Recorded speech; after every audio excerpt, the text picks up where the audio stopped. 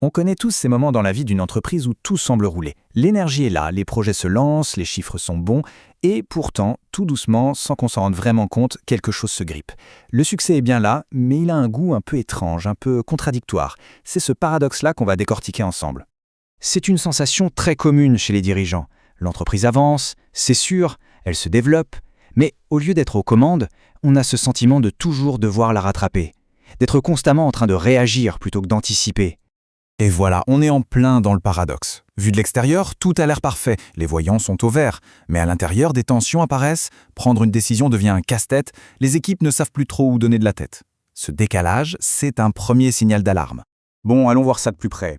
Ces tensions, elles ne sortent pas de nulle part. En fait, ce sont des symptômes, des signaux que l'organisation envoie pour dire « Attention, j'entre dans une nouvelle phase, bien plus complexe qu'avant ». Est-ce que ça résonne, cette impression que toutes les décisions finissent par remonter au sommet, qui devient un énorme goulot d'étranglement? L'ADN de l'entreprise qui semble se perdre un peu avec les nouvelles arrivées, ou encore ces équipes qui avancent très vite, oui, mais plus vraiment dans la même direction. C'est du grand classique. Et oui, il y a un nom pour ça, la zone de turbulence de la croissance. C'est cette phase critique où, d'un côté, les résultats sont là, mais de l'autre, l'organisation n'est plus du tout adaptée à sa nouvelle taille. L'ancien modèle, celui qui marchait si bien, ne fonctionne plus. Mais le nouveau n'est pas encore là. Et ces turbulences, elles ont un coût bien réel. Jetez un œil à ce chiffre de McKinsey. Jusqu'à un quart de la productivité peut s'évaporer simplement parce que l'information ne circule plus comme il faut. Ce n'est pas juste un petit détail, c'est un vrai enjeu de performance. Alors, face à ça, le réflexe, c'est de chercher des coupables. Un problème de management par-ci, un mauvais recrutement par-là, mais et si la vraie cause était ailleurs? Si on se trompait complètement de diagnostic? Voilà, c'est ça le point de bascule, la phrase qu'il faut vraiment intégrer.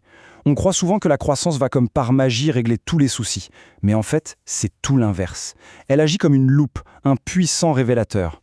Les petites fissures, invisibles quand on était une petite équipe, deviennent des failles béantes quand l'entreprise change d'échelle. Donc attention, l'idée n'est surtout pas de freiner la croissance, bien au contraire. Le vrai problème, c'est que l'organisation, elle, n'a pas grandi au même rythme.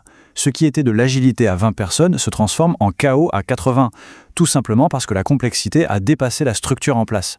Pour bien piger ce qui se passe, on va prendre un angle un peu différent et franchement fascinant, celui des neurosciences. Imaginez une seconde que votre entreprise soit un cerveau. Vous allez voir, cette image va être tout éclairée. C'est exactement comme notre propre cerveau. La performance globale de l'entreprise, ce n'est pas juste la somme de ses talents individuels. Non, tout dépend de la qualité des connexions entre ces différentes parties.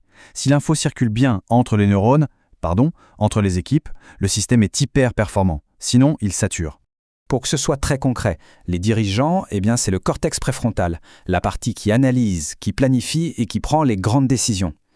La communication interne, c'est le système nerveux qui transmet les signaux partout et à toute vitesse. Et la culture d'entreprise, c'est le système limbique, le cœur des émotions et de la motivation de tout le monde. Alors, que se passe-t-il avec la croissance? Le nombre d'informations, de décisions à prendre, d'interactions, tout ça, ça explose, littéralement. Et le cerveau collectif de l'entreprise n'arrive tout simplement plus à suivre la cadence. Il entre en surcharge cognitive. C'est exactement cette sensation d'être débordé que les équipes ressentent au quotidien. Et les conséquences, elles sont directes. On peut les mesurer. D'abord, il y a la fatigue décisionnelle. Le cortex préfrontal est tellement sollicité qu'il prend de moins bonnes décisions ou qu'il arrête d'en prendre. Ensuite, c'est tout le système qui ralentit. Les projets s'enlisent, les validations n'en finissent plus. Et au final, on a une perte de clarté totale. L'énergie se disperse parce que plus personne ne sait vraiment quelles sont les vraies priorités. Du coup, la vraie question, ce n'est plus seulement comment on fait pour accélérer, mais plutôt comment fait-on pour grandir sans imploser. Le vrai indicateur du succès, ce n'est pas juste la vitesse de la croissance, c'est la solidité de l'organisation qui la soutient.